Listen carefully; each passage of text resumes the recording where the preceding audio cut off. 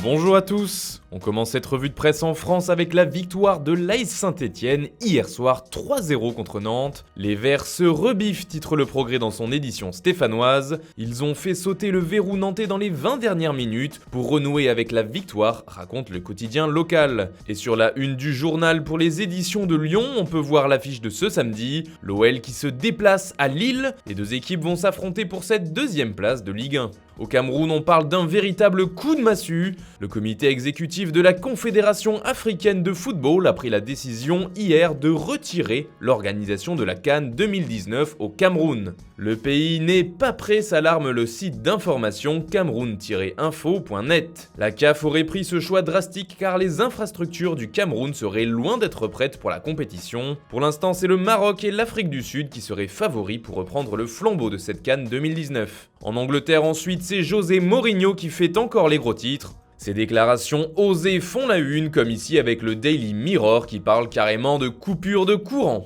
L'entraîneur portugais a expliqué que Manchester United ne pouvait pas suivre le rythme fou de ce marché des transferts. Mourinho déclare que le club le plus riche du monde a perdu son pouvoir de s'acheter n'importe quel joueur, commente le journal anglais, alors même qu'il a déjà dépensé près de 430 millions d'euros depuis qu'il est là, rappelle le tabloïd. En Espagne, le FC Barcelone est décidément bien en peine avec le poste de défenseur central. Samuel Umtiti a décidé de ne pas se faire opérer du genou, rappelle Mundo Deportivo. Le Barça a donc 3 alternatives d'après le quotidien catalan. Branislav Ivanovic, le vétéran, Djene Dakonam considéré comme un investissement, et la solution du joueur formé au club avec Juan Brandaris. Mais une autre piste semble très sérieuse, c'est celle de Matthijs de Ligt qui fait la une de Sport. En effet, d'après le quotidien catalan, il aurait plusieurs offres très sérieuses, mais le Barça serait bien sa priorité. Il aurait même avoué au club que jouer au Camp Nou serait un véritable rêve pour lui. Et enfin, en Italie, le diable s'habille en british selon la Gazzetta dello Sport.